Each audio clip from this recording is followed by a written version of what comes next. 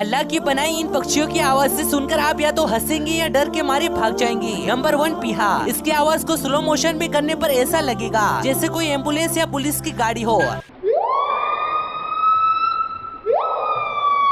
Number 2, white billboard. ये अगर किसी शेर में जाकर आवाज लगाए तो शेर के लोगों की रूह कांप जाए, क्योंकि इसकी आवाज बिल्कुल वार्निंग सायरन की तरह है।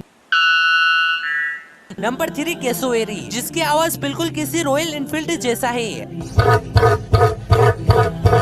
बेशक अल्लाह जबरदस्त बनाने